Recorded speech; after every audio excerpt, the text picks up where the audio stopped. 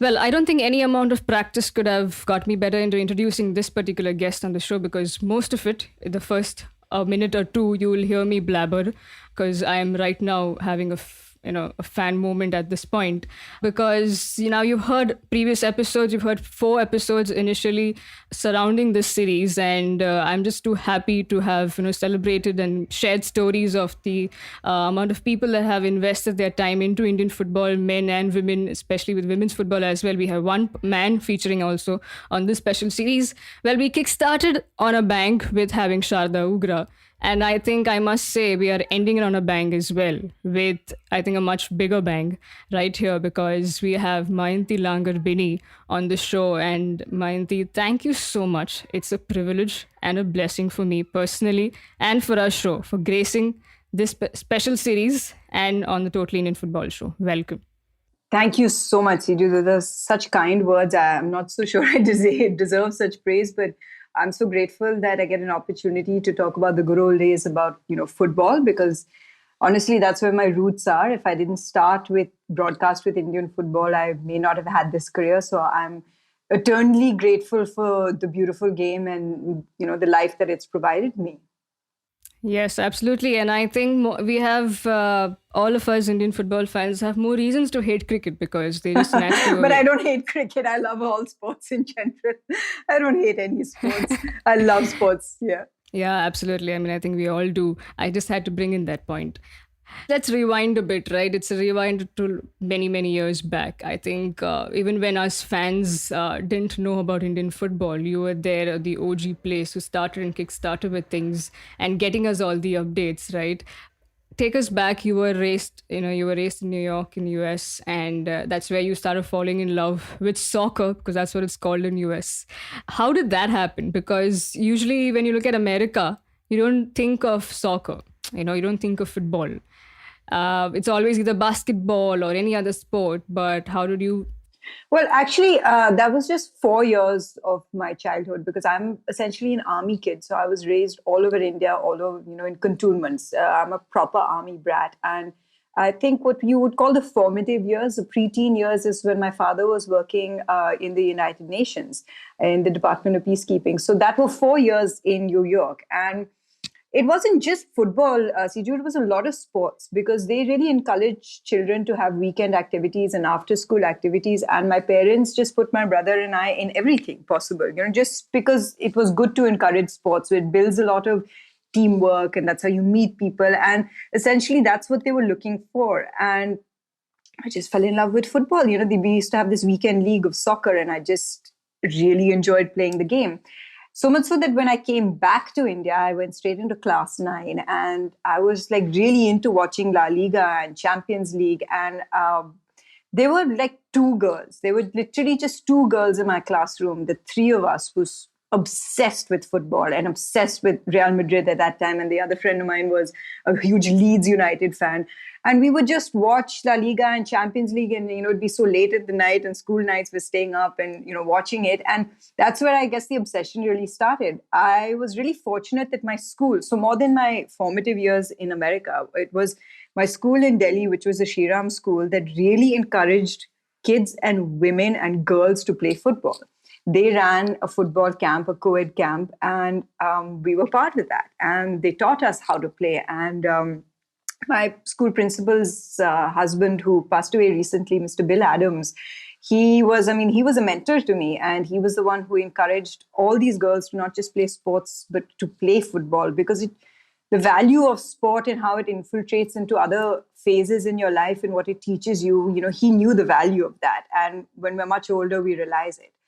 It just so happened that it was the Indian Youth Soccer Association. And, it happened that when I was in college, they kind of kept me on as someone to, facilitate and run their girls' football league over the weekends. It was for me, it was pocket money. It was a part-time job. And I loved doing it because when I started doing it, there were 3 girls who played football. And by the time I graduated school, we had like 150 girls across schools in Delhi who were playing in these weekend leagues.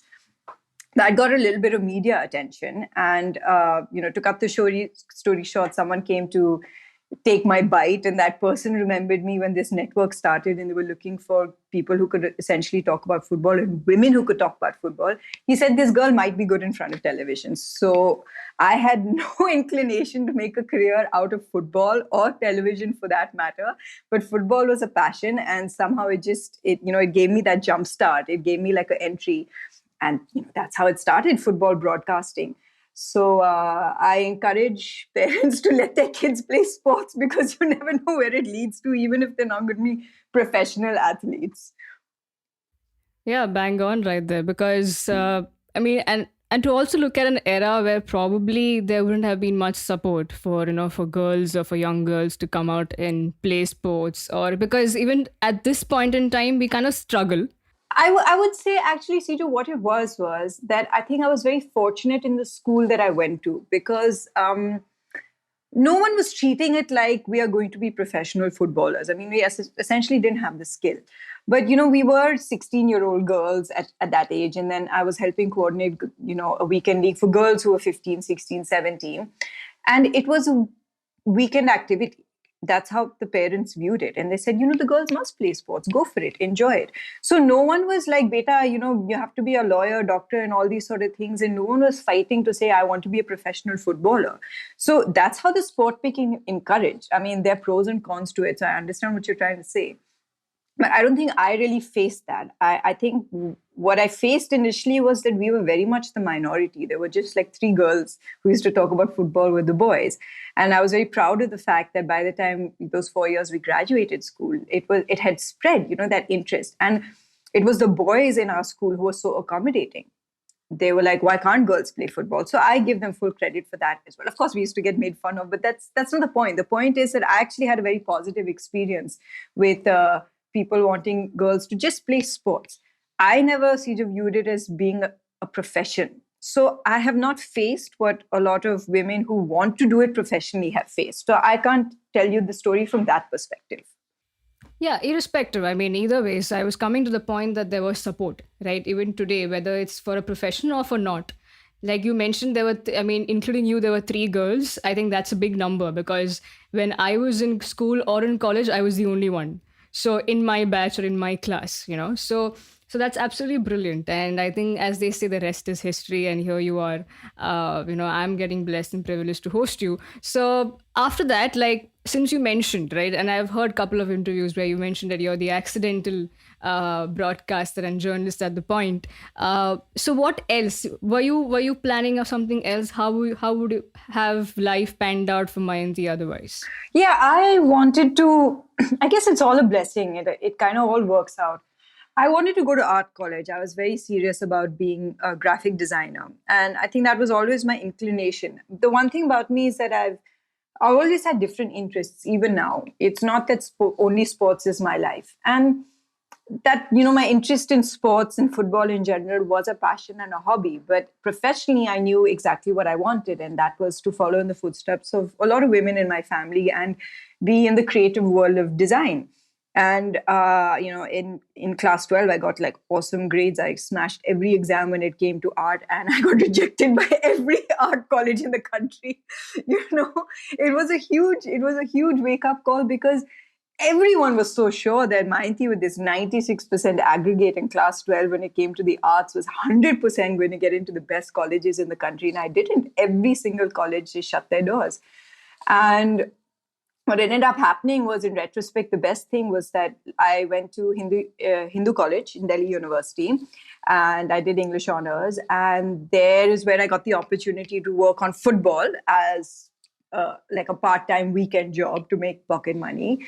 And that's kind of led to this interview and this network calling me for auditions. And they just put me in front of a teleprompter and they like read, and I read. And they said, do you want a job after this? We're offering you a 3-month job. We've got this Beach Football World Cup coming up. Would you like to be our guest? And that was it. So nothing, Siju, was actually planned. It was extremely accidental. And it's not lost on me that this is the way that it was supposed to be. So I don't know if would have spent 5 years in art college, whether I would have had the same life. Definitely not. I wouldn't have met the kind of people that I've had. So sport in general has played essentially an extremely important part in my life. And for people like you, for your generation, sport and broadcast and media, even if you're not a professional athlete, this entire world, sports marketing, sports and social media, is now a very, very realistic profession. And I'm so happy that what we thought, what when my generation started as like, okay, we don't know what this is, has now actually led to full-fledged careers. Yeah, absolutely. I think if somebody had to see me today kick a ball, they would have been like, lose all the respect and love that little I have Yeah, garnered. I know. I was all right, but yeah, I wasn't really that great. Yeah, there's a reason why I stick to asking the questions about football and cricket rather than attempting to pick up a bat or kick a ball. Yeah, absolutely. Because it was more like, I think a similar thing for me was I just loved playing. Was I good at it? I don't think so. Yeah, but it was a sport. It was a rush of endorphins, and I would still do that. Yeah, Absolutely. yeah. Great. So let's start with where you started with having the Beach Football World Cup, and all the shows started. Z caught you in, and you were then kickstarted with Indian football, came by, and tell us that journey. How was that like?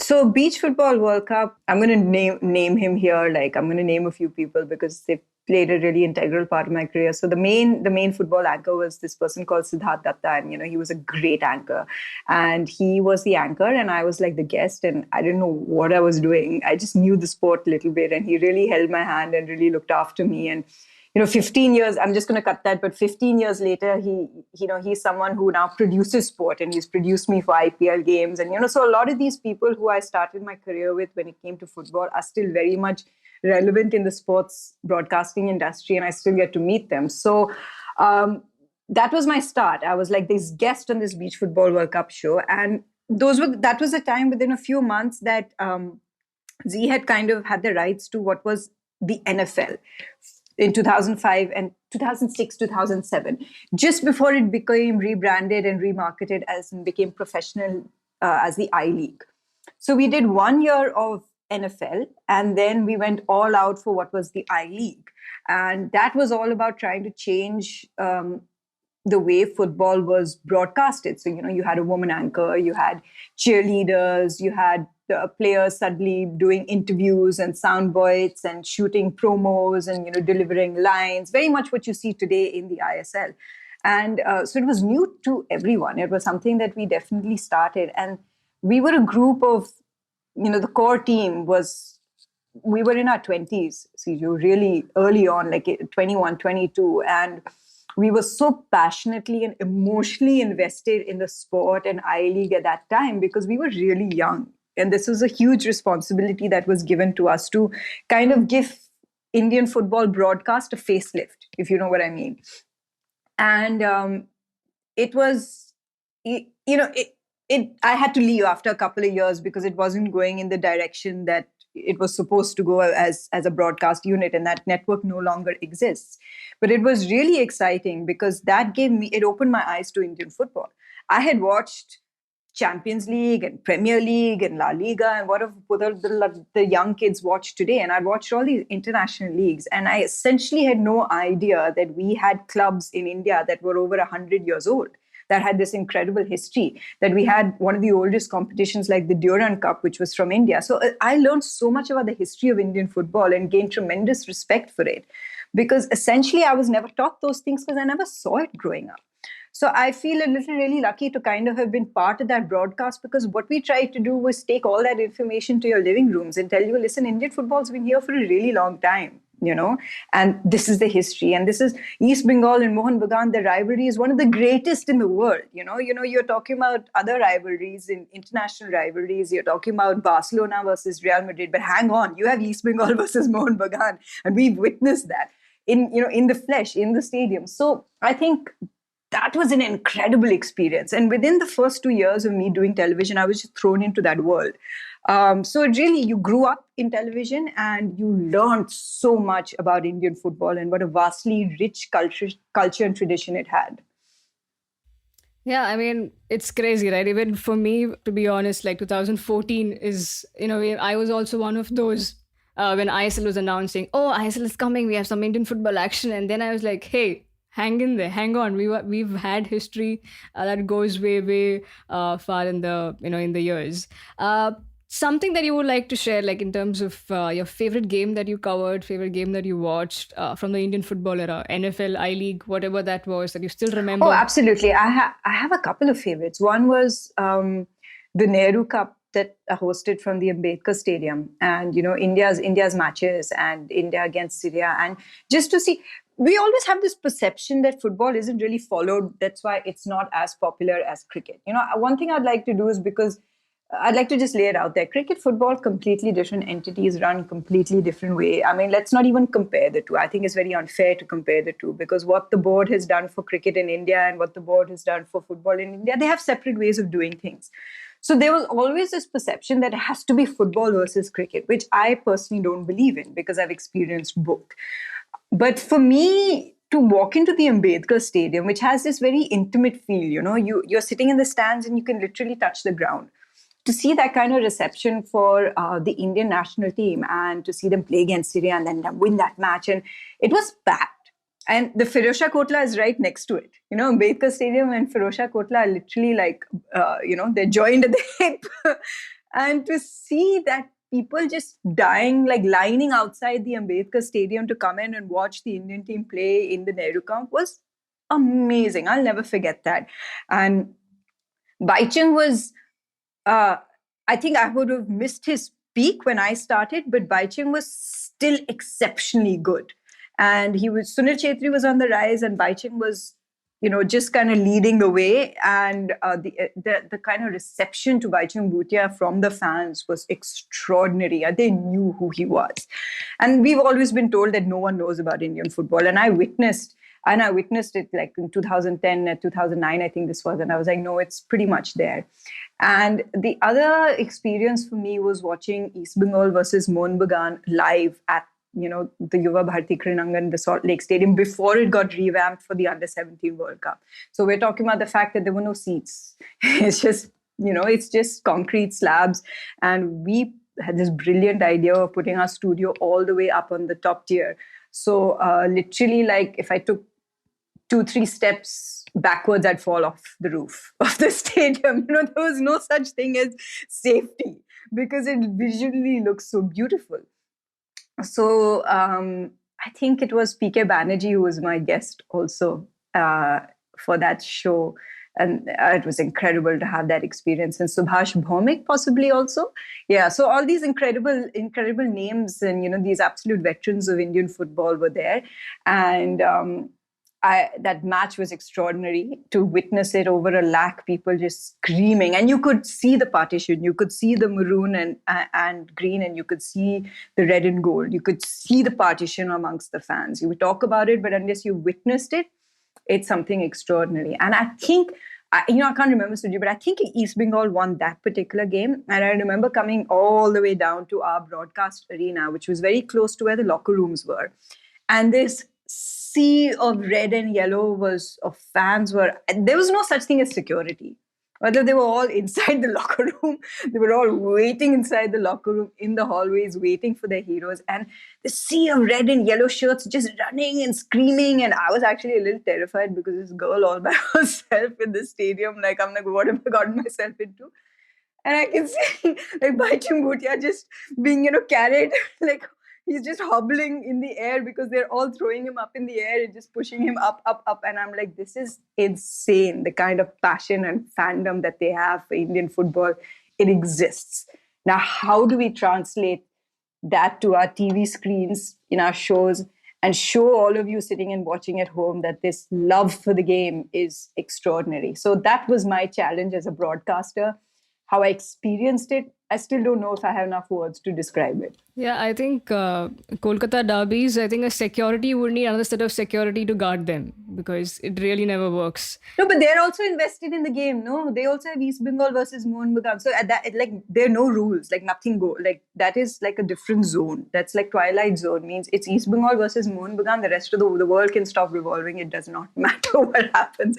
Security bhi chodo, I mean, nothing ever happened, but that was what it was. And it was incredible to witness that. Now I'm sure things are a little more more formal. But it wasn't then, and I loved it. Yeah, and I think that's what probably doesn't make Indian football look really nice. The whole formality of things, right? The way it's done, very because there's something. I mean, the ugly side of Indian football. I mean, football at larger is the hooliganism, right? And we do taste that. That's all over the world. Yes, exactly. Right? That's why I said, the larger aspect. And I think when it comes to the whole, prim and proper, okay, you need to add a bit of color and nice, and there is no more rawness to Indian football at this point. And the veteran names that you've mentioned both, have are no more. So it was something absolutely different, the way they approach the game as players and then later on as coaches. I think our history just goes beyond, and for you to have been part of that history, it's truly amazing, right? Because this current generation, my generation, we just have seen them or maybe spoken to them, but never really if you're lived. lucky, yeah, because you never really lived it. But listen, I mean, that sport in general, Sijo, you're going to have new heroes, because I was always an admirer of Baiching even before I got into Indian football, because we used to follow football in that sense, that we had an interest. My brother and I always knew who Baichung Bhutia was. And when I finally got a chance to meet him, I was like, and I was full of respect for what he's done and where he's taken Indian football. And I'm it's immense pride that, Sunil was always considered the next Baiching. He always had to go with that tag of, he's the next Baiching, he's the next Baiching, he's the next Baiching. And he's taken it even further. And whoever the next Sunil is would take it even further. I mean, that's a natural process in sport. And both for Baichung Bhutia and for Sunil Chhetri, I think just as an admirer of sports in general, someone who's been seen a lot of professional athletes, who's married to a professional athlete, I know what goes into it day in and day out. The longevity of their careers is what needs to be highlighted more than any other achievement, because it's not easy to get up every single day and give your 100%. And they both have done that. So they're exemplary role models. So you can talk all about, going overseas and playing and being the top scorers and being, the most capped players and things like that. Yeah, those are all extraordinary achievements. But I, as a fan, or if I was either one of them, I'd be more proud of the fact that their careers have had that sort of longevity that is admired and should be cherished and, treasured. And I think that's the greatest lesson that they can pass on to the next generation. Yeah, exactly. And I think both of these that you've mentioned, and there are so many more young ones even today playing the ISL we look up to, and would probably be able to carry the baton. But what Chhetri has been doing, the leader, legend, captain, like Anand has put that name and tag on him, and rightly so, because that guy just seems to be unstoppable. It's too much burden at the point on his shoulders. But like you mentioned, right, I think Chhetri peaked post 30. He looks younger now than he ever did. Which is great. Yeah. And maybe that perception in Indian sport is changing, where, a lot of people think that you need to peak in your 20s, and when you're 30, your career is over. But there are a lot of people who are changing that perception now across the sports, and especially when you're footballers. Your legs, your knees, like what it takes in your body, the toll is extraordinary. So I think you're right. Maybe there are few who can do it, but as long as they're doing it, man, tremendous respect to them. Yeah, absolutely. Well, once you were a fan of this person and you grew up watching him on shows and hosting football shows, and then few years later you were standing beside him and hosting the show. I'm talking about John Dykes. I mean, I think another fan moment for me when I connected, even the simplest thing, when I connected with him on LinkedIn, and I'm like, I just messaged him, so I am from India and I love in love I with must you. have responded Yes, he immediately. did. Yeah. And please take us through that. So I'll backtrack the story here. So it was really, what had happened to me, Siju, is I guess what happens to a lot of sports broadcasters. Maybe it's different now. But I think I fell into what was that trap of, listen, if you don't do cricket, you're not going to be taken seriously. And essentially, I was very scared to do cricket because it wasn't my comfort zone. Football was my comfort zone. And cricket was really scary to me. There's a lot of judgment and, all those sort of things. And I just wasn't ready. Again, I was forced into cricket. And again, I'm extremely grateful that I was forced into it, because, it led me to, again, an incredible career. what had happened is that I had started freelancing after I left Z, and I approached this network and I said, um, at that stage, there used to be the Champions League, if you remember, for cricket, and it was the two best teams in the IPL against teams in the other league. And I approached this network and I went for a meeting and I said, listen, I know you have Champions League coming up and I would like to. I had just done the ICL. I'd like to be a little more involved with cricket. Do you think there's any place for me? And he didn't even bat an eyelid. And he was just like, yeah, Champions League, chodo. I think the slots are full. But, the Football World Cup is coming up. And I think you would be a great fit for that. It literally went over my head. I was like, no, that's great. I've done a lot of football, but I'd really like to do cricket. He's like, Mayanti, just take a breath. Did you hear what I said? I want you to host the Football World Cup from our studios in Singapore. You hosting the Football World Cup. And then it hit me. Because then I understood the responsibility. And that was my second World Cup at the time. I'd just done the Hockey World Cup.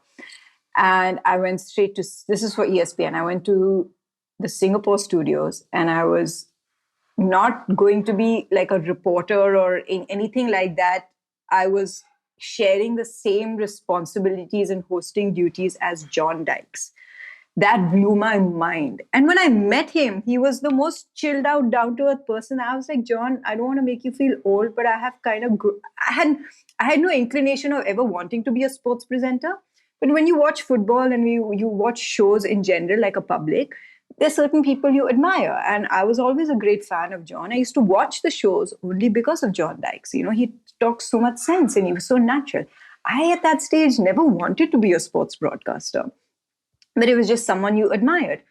When I met him, I was like, I can't believe they actually think I can do this. And he said, Mayanti, it would be great. What are you talking about? I've heard so much about you. I hear you here. You do Indian football and didn't you just do some cricket? Alan Wilkins was telling me he just met you recently. And I was like, this guy knows me. Like, he actually knows about me. Like, how is this possible? So it was so surreal to kind of essentially step into his shoes, because I was obviously not doing the primetime shows, but I was doing the two matches before the primetime matches. So I was also, doing 8-hour shifts, and then John would come and do 8-hour shifts, and it was essentially the same amount of work. It really blew my mind. And that experience was a game changer for me as a broadcaster, because I realized, I want to do the big leagues. I think I can handle it. I think I can handle the pressure, and I think I can want to emulate someone like a John Dykes, just the way that he does something. I want to be that sort of sports presenter. And it changed a lot of things for me. And again, it was football that brought about that change, Yeah. Anything that, when you started off things, you're not a trained professional, right? No, so, yeah. So I'm still not trained, CJ. I have no training. But I think your work experience speaks louder. So you've learned on the job. Maybe. What are the certain advices that you've learned from certain people that you worked with, whether it's football or cricket, that you still hold very close to you? And because I'm sure there has been a growth for you, an improvement for you from the day one that you started. So whether it's John Dykes, or whether the other likes of many other people that you worked alongside, certain things that probably they have shared with you.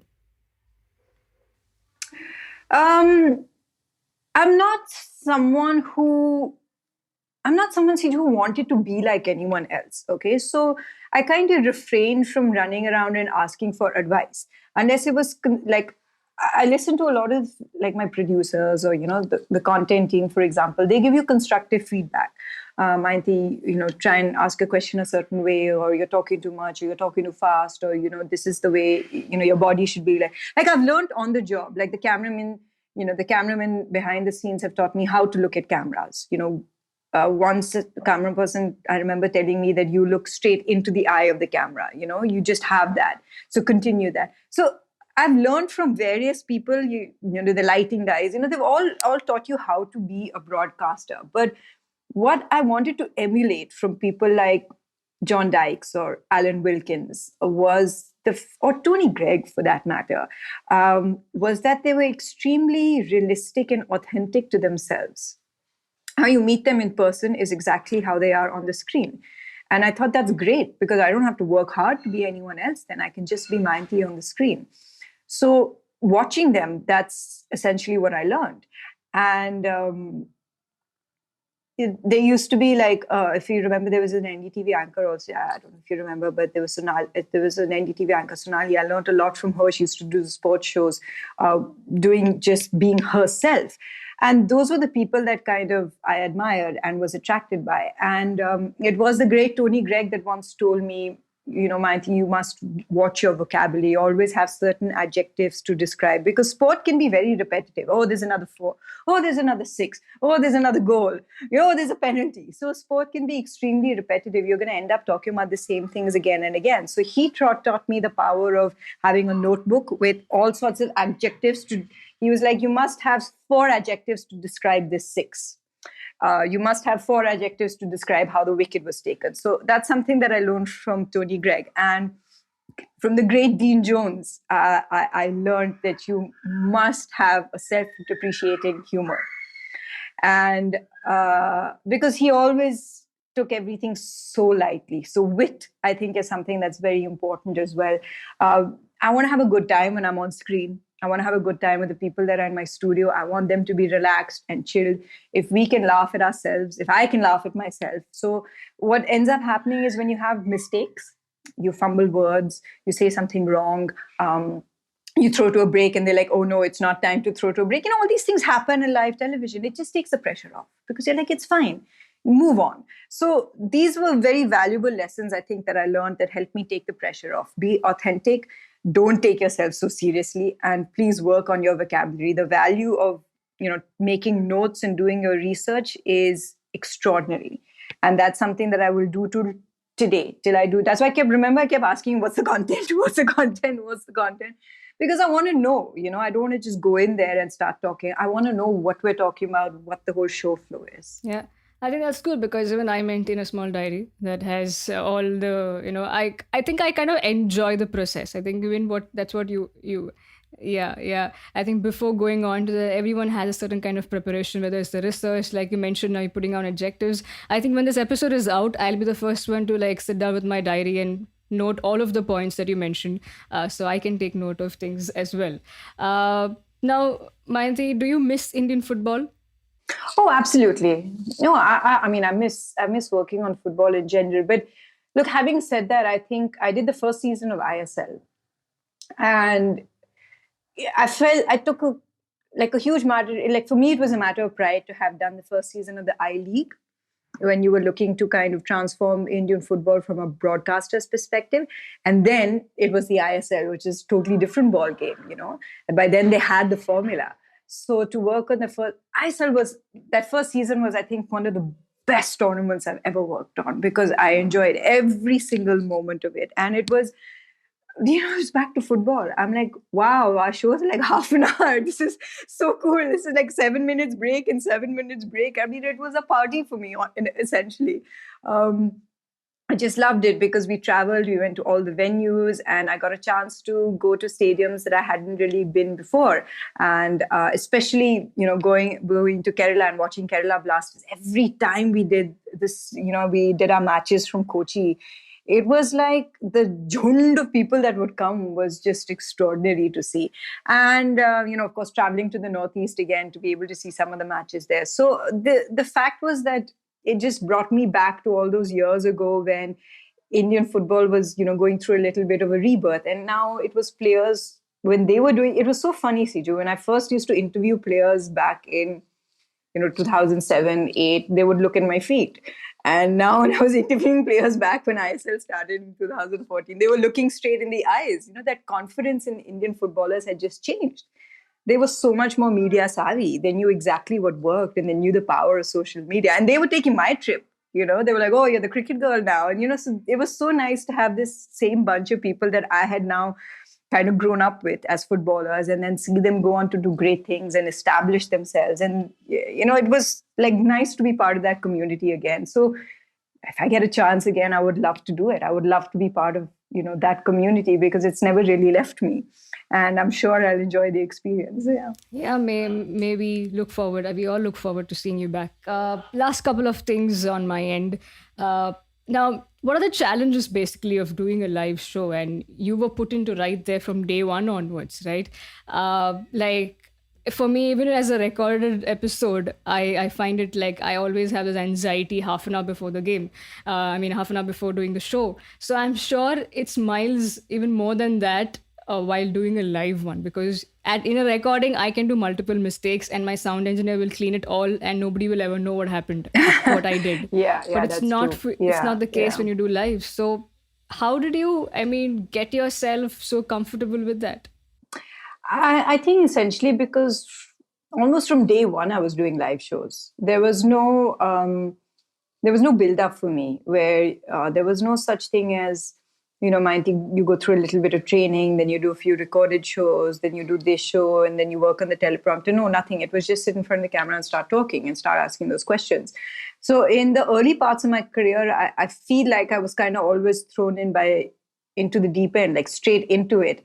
And I actually tremendously respect the producers and the directors behind it who thought I was capable of handling that sort of pressure. Because if they didn't have faith in me, I wouldn't have grown as a broadcaster. So it's a lot of it is thanks to them.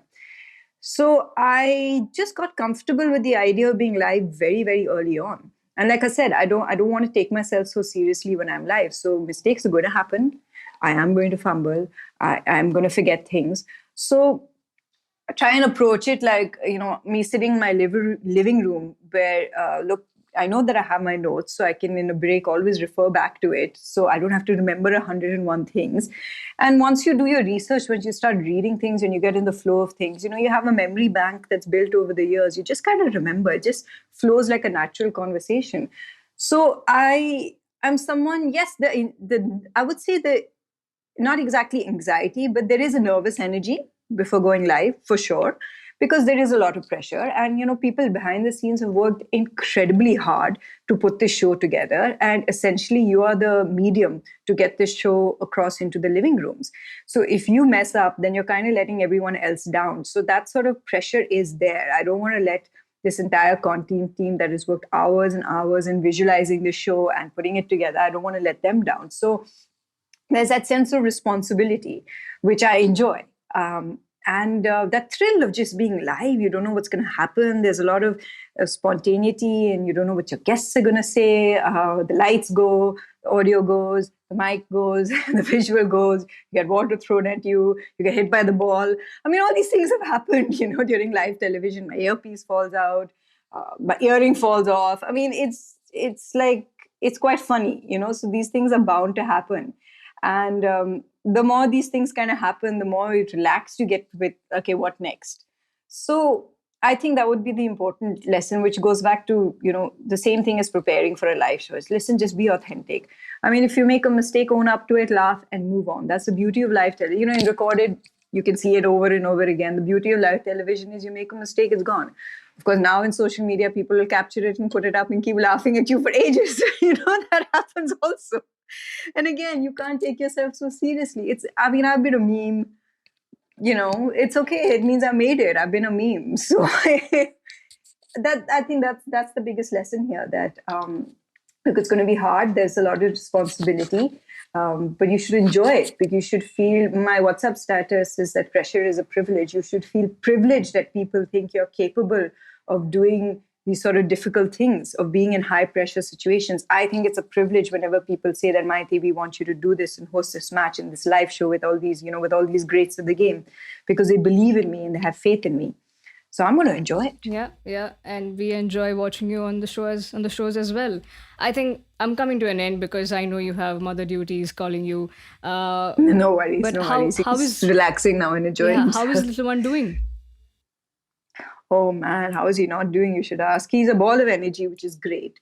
I feel like it's been very tough having a pandemic baby, because we kind of just had to shut shop, and it can be extremely isolating at times for him. More for me. Yes, I understand. It's been isolating. You've kind of kept yourself away from everyone just to be safe for him. And me returning to work is delayed because of that, because of biobubble protocols and things like that. But he's been an absolute blessing. He's definitely got his father's genes and my genes, which I love to see. He's got sports in his blood. So whatever he does, I'll always encourage him to, play sports and just have fun with it. Not professionally. He can do whatever he wants. And I feel like, Siju, it's been like a rebirth for me, because I'm closer to 40, but I feel like I'm closer to 20 now because I'm running around the house and I'm playing with this young little toddler who wants to throw the ball and catch it and wants to be carried and wants to be thrown in the air, and I love it, So it's been great so far. Thank you. Yeah, thank you so much, Mayanti, for your time, for just doing this. Like I said, I'll keep repeating, and I mean, it's an absolute pleasure and a blessing to have hosted you. I think No, thank you so much for taking out the time for me. I really appreciate it. it's like going down my diary, one achievement unlocked, of having the Mayanti Langer Binny on the show. Once again, thank you so much. And hopefully, if we get a chance to meet, I hope I can sit down and probably talk For to you. sure, For sure. for sure. Yeah. Once In this pandemic world, virtual high five Yes. for the moment. Yes, absolutely. Until we get a chance to cross our paths, I look forward to it, and I really look forward to hearing all your episodes. I think it's a great concept. Yeah, and now that's pressure for me, but I will come cracking out Hey, at it. pressure is a privilege. Yes. You can thrive. Yes. You can thrive. I believe in you. I will thrive on that. On that note, ladies and gentlemen, boys and girls, that was Mayanti Langer Binny. Once again, thank you so much. And to all the lovely listeners, I hope you enjoyed this series of celebrating men and women who invested in women's football in Indian football. Thank you so much for all the love. Continue, keep that coming. This is the Totally Indian Football Show, and I was your host, Siju. Thank you so much.